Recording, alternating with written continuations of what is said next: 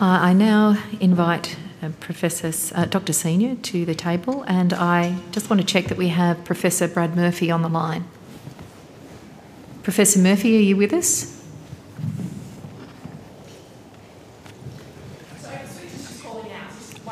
We're waiting for... And Senator Cameron, are you still with us? Yes. Thank you very much.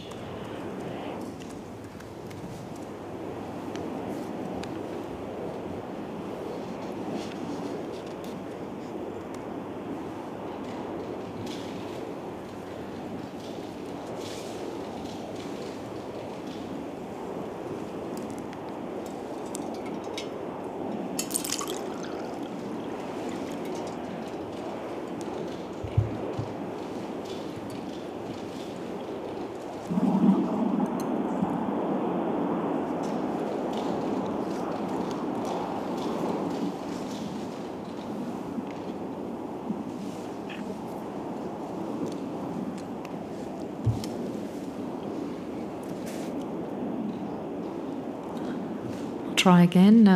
Do we have Professor Murphy?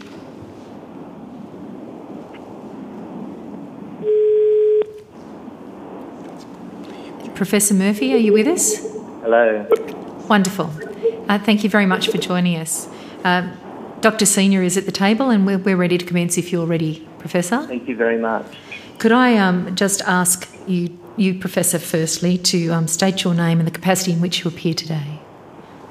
Thank you. It's Associate Professor Brad Murphy, and I'm the founding chair of the Royal Australian College of General Practitioners National Faculty of Aboriginal and Torres Strait Islander Health. Thank you very much. And Dr. Senior. And I'm Tim Senior. I'm the medical advisor in the Royal Australian College of General Practitioners National Faculty of Aboriginal and Torres Strait Islander Health. Thank you very much, and we appreciate you both joining us and your participation in this inquiry. Could I ask one of you to make an opening statement, and the committee will have questions following. Who's making the opening statement? Thank you. It's Dr. Murphy. Thank you.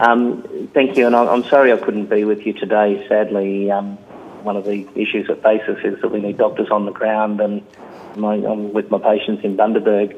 But I'd like to initially to start by acknowledging the traditional owners of land, the elders past and present, and the future generations that we're hoping to create a sustainable legacy for through all of the efforts that you guys are helping us with today.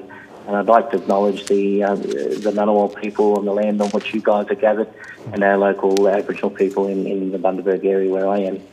And thanks very much for the opportunity to present today. The Royal Australian College of GPs represents about 30,000 GPs from across Australia. 5,000 of these members, these GPs, have joined the National Faculty of Aboriginal and Torres Strait Islander Health. The faculty works with Aboriginal and Torres Strait Islander communities and organisations, including NATCHO and AIDA, to improve the care GPs offer to Aboriginal and Torres Strait Islander people, and advocates for policy to make this more effective.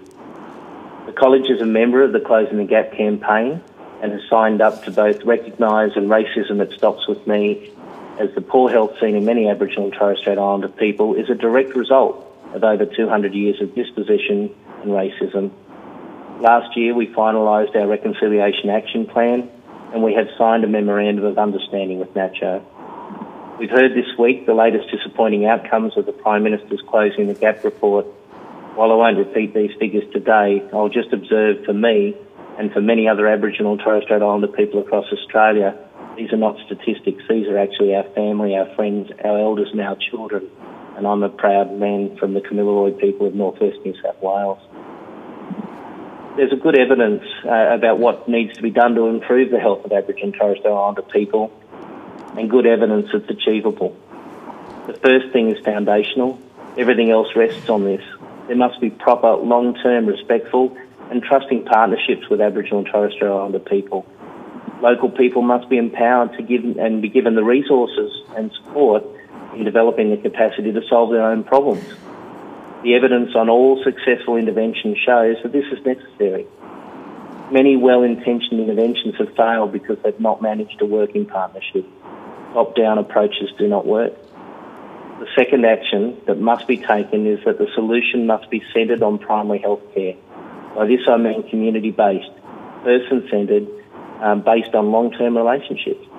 Only this sort of generalist care adequately manages the combination of medical conditions, mental health problems and preventive health that we see in Aboriginal and Torres Strait Islander communities. The local and international evidence is clear. That investment in primary health is both an efficient use of funds and is very effective. So recent research in the Northern Territory shows that $248 spent in primary health care, the management of diabetes and renal disease, will save up to $2,915 in hospital care.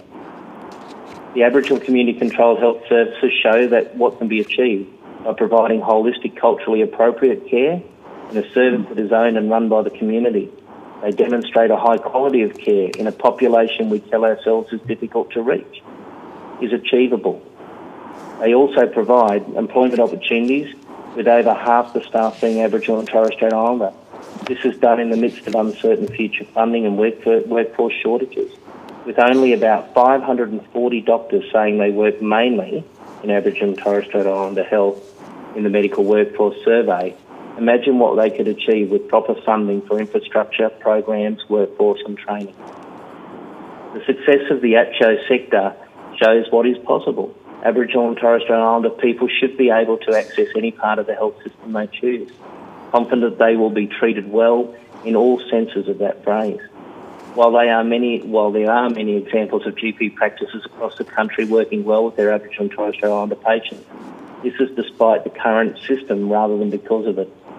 The proposed co-payment policy, even just the freezing of Medicare rebates, will make it harder and harder for practices to continue to bulk bill their Aboriginal and Torres Strait Islander patients. At the same time, it takes money out of ACCHOs. When 26% in the last National Aboriginal and Torres Strait Islander Health Survey say they struggle to access healthcare, putting further barriers in the way will not help close the gap. Often consultations with Aboriginal and Torres Strait Islander patients are more complex, dealing with more issues in each consultation, requiring more time and needing a wider range of health professionals. Currently, Medicare does not support this level of care well. For example, one practice which has set up specific clinic for Aboriginal and Torres Strait Islander community in consultation with their elders generated 75% of Medicare revenue as the rest of the clinic.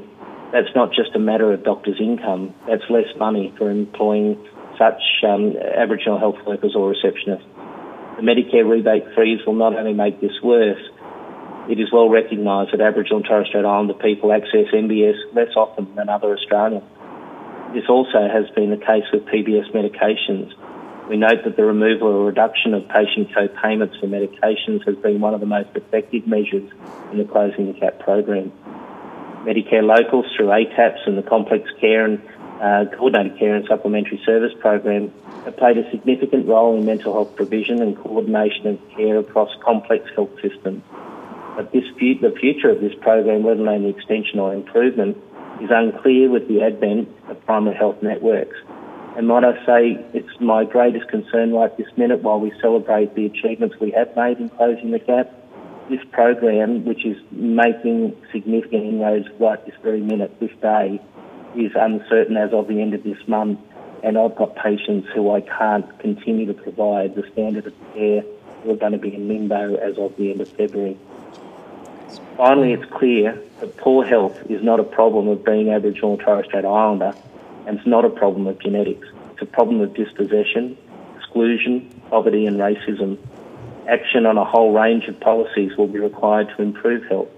This includes policies that enable children to go to school, that they feel that they belong there, to encourage employment, and the health sector is currently the largest employer of Aboriginal and Torres Strait Islander people, to tackle racism and to recognise Australia's first people in the Constitution. These problems are not tackled in isolation. They need genuine consultation with Aboriginal and Torres Strait Islander people, long-term commitment from politicians of all sides of politics, as well as from business and non-government sectors, and policies need to be assessed for their effect on Aboriginal and Torres Strait Islander people and their health.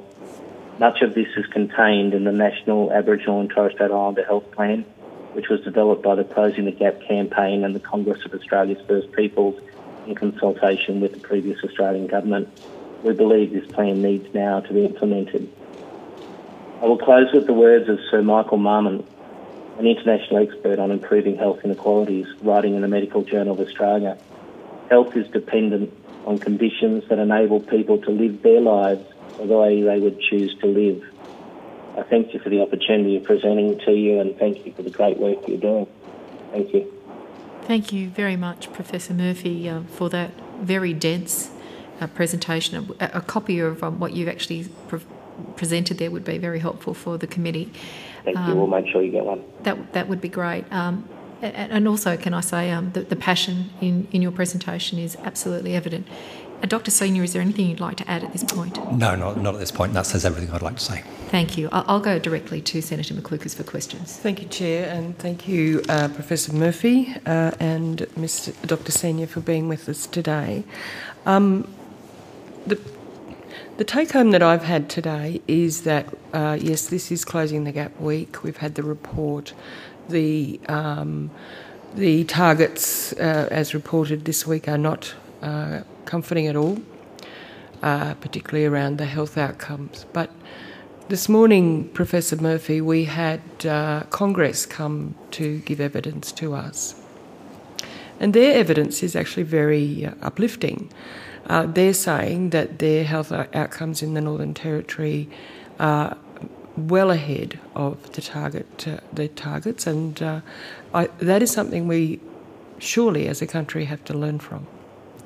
That where you have the partnership, the empowerment, and the focus on primary health, with particularly, I think, the word empowerment that you talked about, Professor Murphy, we now have an actual experiment happening. And the experiment is proving that we can improve health outcomes if we invest sensibly in the sort of health model that you described in your presentation. What can we do if the Northern Territory is doing so well? What else do we have to do around the country to improve health outcomes for Aboriginal people? What's the model of delivering that care? Is it more Aboriginal and Torres Strait Islander medical services? What is the model we need to focus on? Would you like to answer that, Tim? Yep, you start, Brad. I think, Senator, as an Aboriginal man and as an Aboriginal doctor, I totally support the Aboriginal community control health sector, and they do an extraordinary job, and I think we should be investing, as you say, wisely. It's not necessarily about the dollars spent, although we need to make sure that there's enough, but it is about making sure that those dollars are actually invested wisely in proven programs. And that sector we need to make sure we support, and they're in limbo at the moment as we don't know sort of to what level their ongoing support is going to be. My own function is within the private sector in general practice, and I work in areas where there's not always an Aboriginal medical service available, and I think that we need to make sure that we give Aboriginal and Torres Strait Islander people the choice about where they access their health care. Because it is about their engagement, and I get great responses. And before I made myself available for this today, I'm trying to coordinate a man who had a heart attack and died a little over 18 months ago, and has been accessing cardiology services here in Bundaberg, not having to leave his family, through the Coordinated Care and Supplementary Service Program. As of the end of the month, we can't continue to fund that program. He now has to travel. There's a 6-month wait to get him into a public system, and he has to travel to Brisbane 5 hours down the road in order to access those reviews, which often only take 5 or 10 minutes, which means people get frustrated with it, they don't attend, and it's also an extra expense on the public system for travel and other such things. So I think that what we need to do is somehow or other engage with, and the College of GPs would love to help with this, we will need to engage with GPs and their practice teams and find the examples of where this in the system is working extraordinarily well. And we need to get that message out there so that people can then model on that and make sure that they engage with their community. It's very time-consuming, and in my opening remarks, the service that's only getting 75% back for providing a certain level of care through their elders group. I see that a lot in my own practice. it's certainly not good business to engage in Aboriginal health. You can certainly make more money and pay the bills and pay the staff by engaging in mainstream health. And I think that we need to make sure that whatever we do moving forward engages in processes that maximises, it helps those, particularly those who've only got a smaller population, to encourage them to engage, because some private practices aren't engaging in the Closing the Gap initiatives. They're not enrolling, which means that the patients don't access the PDS co-payment measure.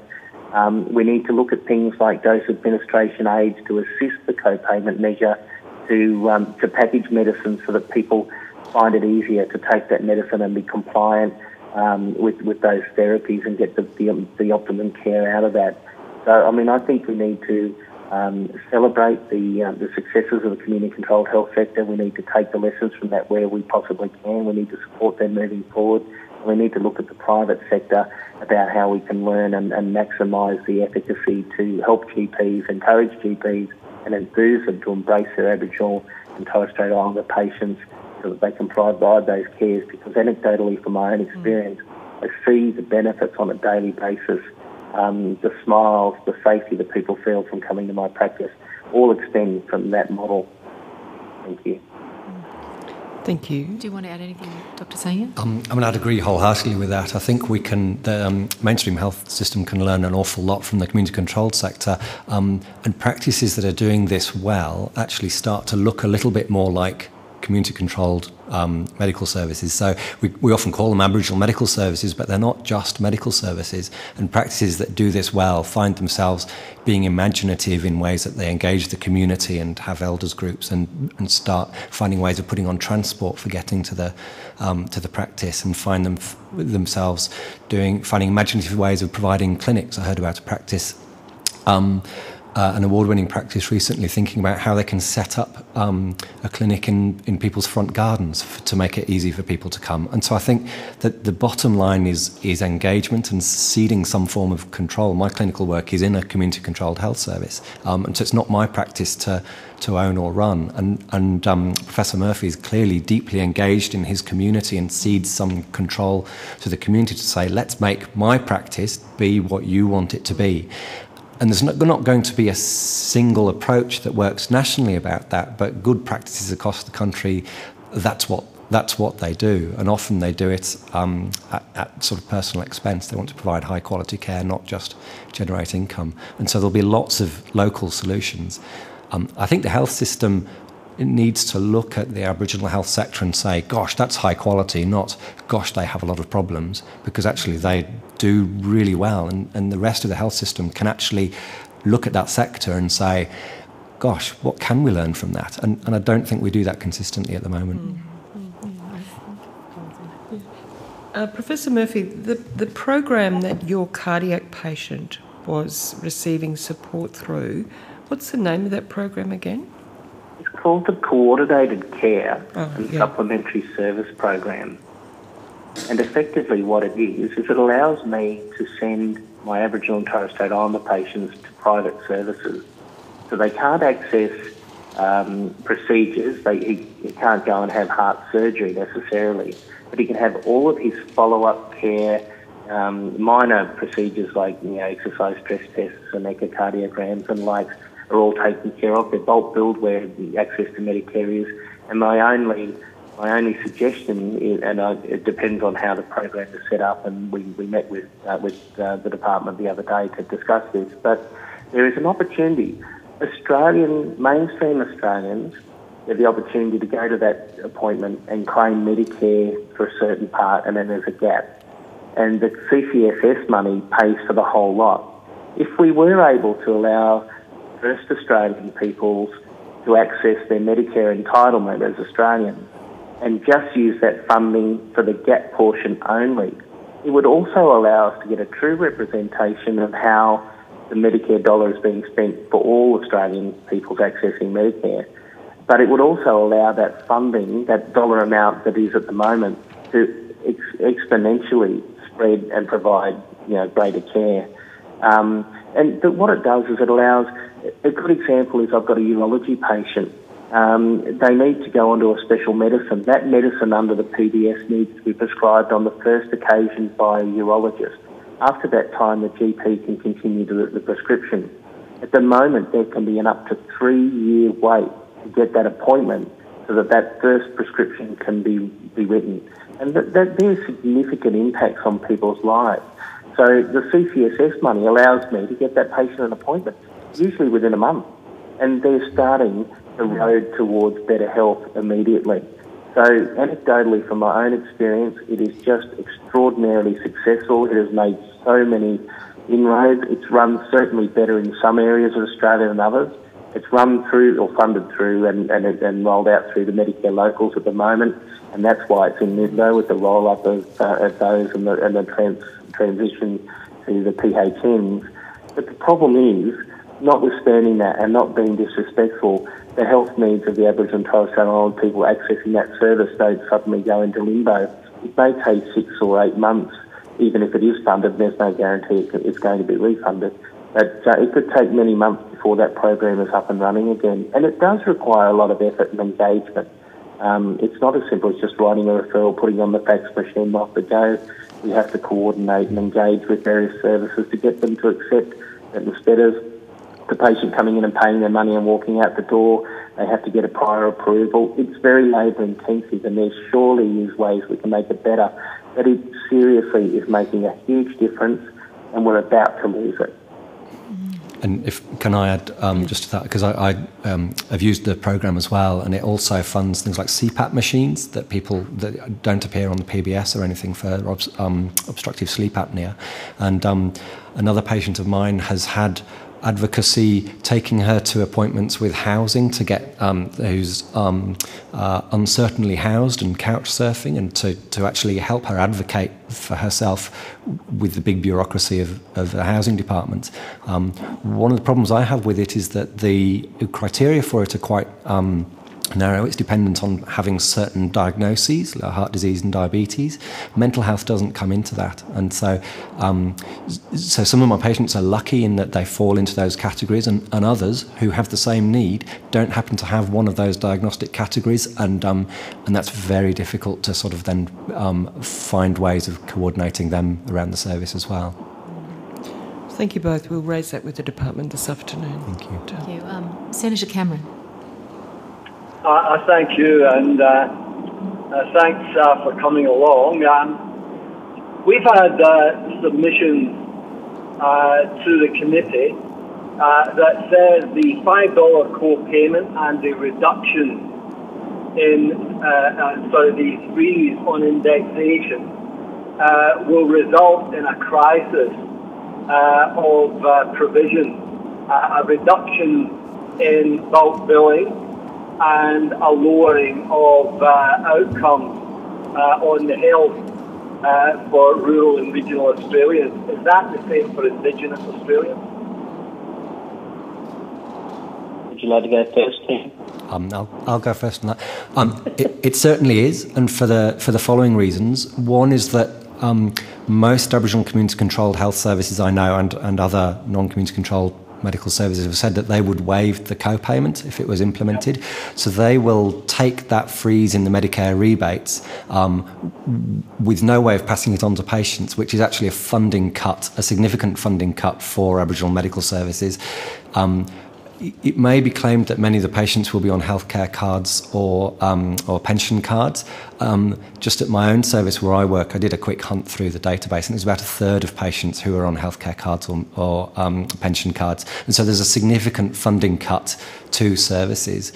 I think we've heard from other submissions about how rural and remote areas will be affected.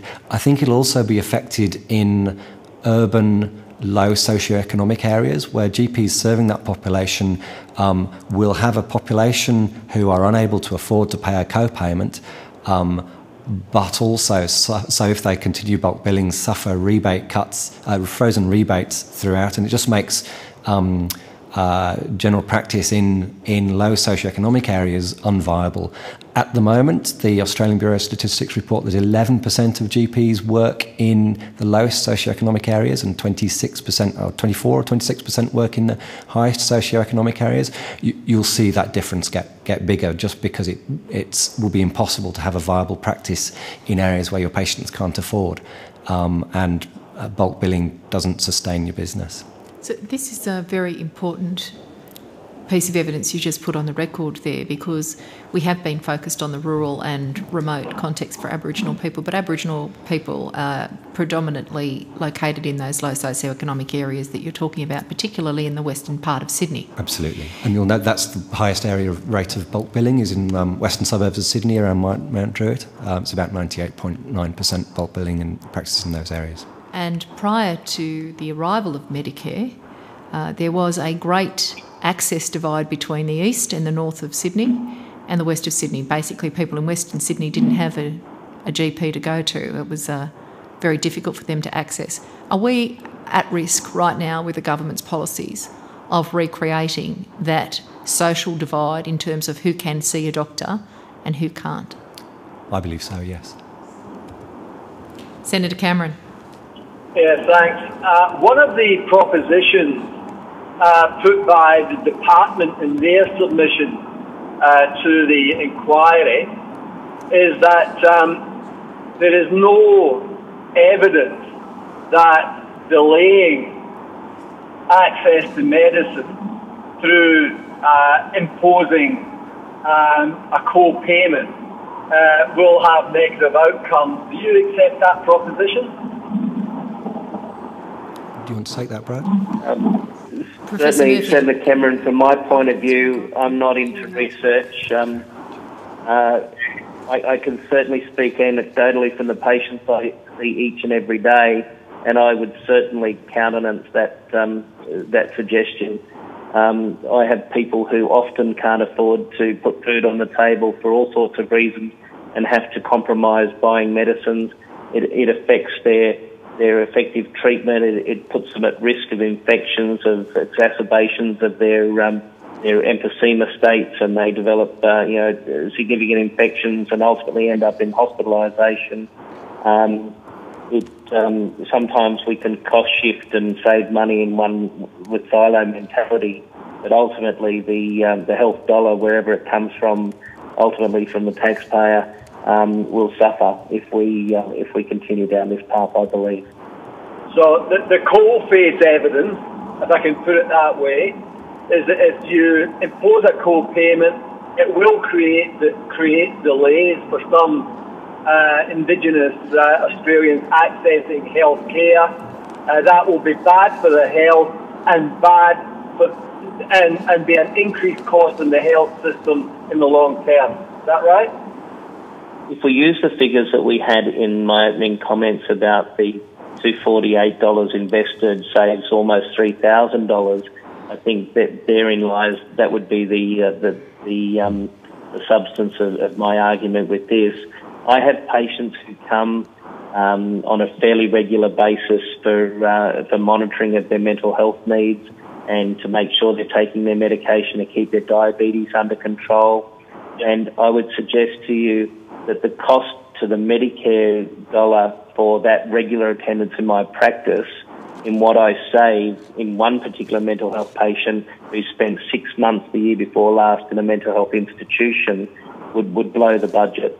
I think that regular attendances and care, not just by myself but by the practice team, when people get to know and feel a general practice as being a safe place to go, a place that they can go and not be judged and engage in their questioning and their ongoing health care, we can actually stop treating sick people and start keeping them healthy. And that's the risk that we run. If my patients and the patients that we have as general practitioners across Australia can't come here because they can't afford a co-payment even as little as $5, if they don't come, we'll end up treating them in crisis instead of keeping them well. Yep. In your opening submission, you indicated that there was a complex range of issues to be dealt with. one of the budget decisions is to remove $500 million from essential services for Indigenous communities around the country. Do you see any implications in that funding cut for health?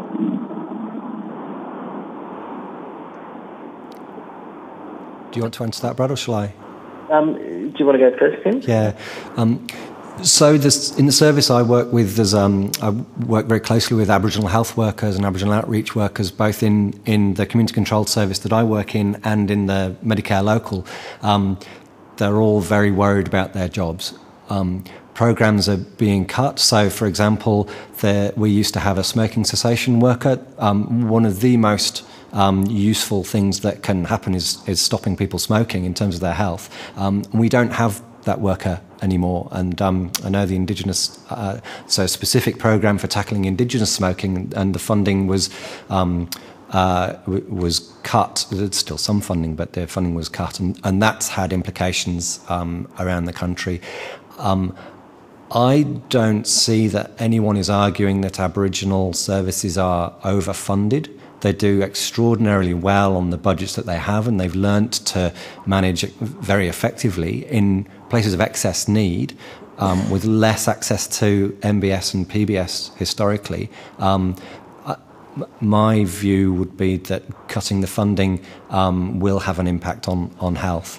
And cutting the funding on broader services. So, for example, I have some patients who have recently been unhoused and searching for housing, with a couple with chronic diseases between them, which is impossible to manage to their diabetes or their autoimmune condition while they were unhoused, because it just creates too much stress, and you need fridges for insulin, and you need good cooking facilities to cook food. So things like that, feeling unsafe at home because of domestic violence, they're crucial issues that impact on health. Senator Cameron, Yes, sorry. sorry, if I may, can I just, because we've got two general ways of Aboriginal and Torres Strait Islander people accessing healthcare through the community control and through private practice, can I also allude to the fact that in private practice, it's essentially, with the exception of a little bit of money around incentives for nurses and the like, the income for private practice is essentially only generated from Medicare billings by the GP. So for any GP who wants to get creative and look at options of engaging the community, you have to move away from simply seeing the next patient, and there's no shortage of patients to see in the community. So if you move away from that, you actually then start spending your bottom line trying to deliver services so you could just as easily deliver to someone else in mainstream. So it does require some consideration in that respect. And I access those services, and my colleagues do, in mainstream by services that are often provided currently through the Medicare locals and presumably moving forward through the PHN. Can I also say that for the first time in my life, I can proudly say that as an Aboriginal man, that the investment that I make as an Aboriginal doctor to our people also benefits the healthcare of all Australians. And by way of example, if we put good resources around smoking cessation, for argument's sake, to people who are engaging this, particularly people who see a wide range of people, not just a particular sector of the community. And if I actually use those skills really well for my Aboriginal people, and I get the successes that we anticipate and we hope for, I can't help but use those skills and those resources for all of my patients. And so while we're trying to catch up and close the gap, it's really important that we recognise that we're not actually talking about static lines here, that if we do this really well, hopefully we will move forward and advance the healthcare of Aboriginal and Torres Strait Islander peoples, but we're also influencing the health outcomes for all Australians, and that's something I'm very proud about. And that $500 million isn't just influencing Aboriginal and Torres Strait Islander people, it's actually having a positive effect on all Australians. Thank you. Thanks, Senator Cameron. In the little time we have remaining, can I ask two questions? One is alluding to much of the commentary you've made there about the connection across boundaries, learnings from different communities. One of the things we've been hearing about the sharing, not just of information, but is the sharing of funding in a different way between payment for service and population or outcome-based incentives for good health practices. Blended models, if you will, in shorthand. I'm very interested to hear, with particular regard to Aboriginal and Torres Strait Islander people, how you would see blended models would be advanced in ways that would help that community in particular. So who wants to go first? Do you want to go on that, Brad? Certainly, from my point of view, I don't have a problem with this. My concern is that it's how we measure it. If we're going to measure it on outcomes for, say, HbA1cs, the measure that we currently use for our diabetic patients with a certain range to gauge best outcomes or optimal patient engagement, I see a problem for that because as a GP I can't control that in the patient. So I can provide the very best of care and enthusiasm, but ultimately the patient is responsible as well for their engagement in that process. And so I think that we need to, if we were going to go down that road, we just need to make sure that we don't disengage people from being actively involved in that, because if it was such that, what am I trying to say, we could actually disincentivise GPs from engaging in this if we were involving disadvantaged communities who might not necessarily meet those agendas. And so I think we just have to be very careful about the measures that we put in place. But I think whatever we do to engage good GPs to provide great service, you will get the results, because that's what this system is built upon. Good GPs won't let their patients go without. And so what happens is government funding reduces and GPs continue to provide the service because we are bound by that ethically and morally, because that's why we're in the business to start with. So moving forward, has the Royal Australian College of GPs, and in particular your faculty, given any thought to the sorts of outcomes that would be helpful for a blended model? Dr. Senior? So we've contributed quite a bit to the broader college submissions as well, and both the submission to this inquiry and to the pre-budget submission. And I think one of the common themes that comes through is the evidence about the medical home and how the patients have a relationship with a particular service and with providers in that service, and there's evidence that actually breaks down cultural barriers as well. And then that's where people belong, and then they're referred on for services appropriate. In terms of funding that sort of model, what happens in that sort of service for quality care isn't just doctors seeing patients, which at the moment is pretty much all that generates funding. You have people making phone calls to advocate on housing, you have people filling out paperwork, you might have people talking to schools, you might have people having case conferences. People will also be seeing Aboriginal health workers, practice nurses, podiatrists. And so I think constructing a model saying this is what quality care looks like, where people feel they belong to a particular practice, whether that's a mainstream practice or whether that's a community control practice. How do we fund that model of patient-centred care, that medical home model, rather than just generating a fee each time a patient sees a doctor, whatever that fee might be? And I think it's that medical home model that is the whole college has been working on, and we've certainly contributed to that model. Thank you very much for using that language in this hearing. It's the first time I think we've heard medical home model articulated, but it creates a concept I think that ordinary Australians can certainly understand, the notion of home. My last questions, can I just go to the e-health recommendation, number 6, that you've put in there? Can you explain the importance of e-health for the ATSI health practices and the community? And I know that telehealth is an element of that, so if you could speak to the e-health area positive outcomes, requirements and needs moving forward. Do you want to talk on that, Brad? Yeah, look, I'm happy to. Senator, it's crucial moving forward, but it needs to be done in a safe way, and that's been some of the resistance I think that we've had against the electronic health record as it is at the moment. If we can have substantial savings, the amount of times that people get 3 or 4 CT scans, multiple blood tests, that if we found a way to share that across the platform, would not only save money but also saves patients interventions and exposure to radiation and the likes on the way forward. So it's absolutely crucial, and particularly in Aboriginal and Torres Strait Islander populations that might be more mobile than other populations. It means that all of their health service records can be easily accessed. And I recall when I was working out in Mount Isa, some of the challenges dealing with STIs, sexually transmitted infections, across the boundaries, which certainly are arbitrary out there, and no one sort of jumps any fences.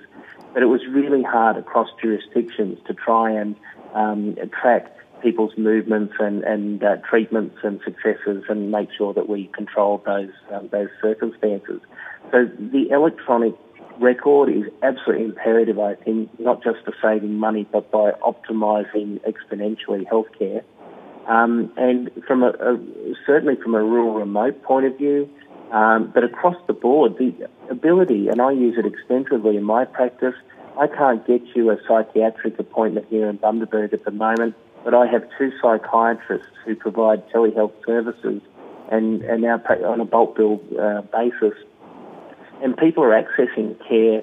They're getting, through my service, access to addiction specialists, which is a service that's not available in Bundaberg at the moment. So there's some really great opportunities. And for GPs, if they're enthused and resourced appropriately, they can be creative. And that's the nature of the beast. They want to find a solution to the problem. You give them the resources, they will help to make sure they get you the outcomes.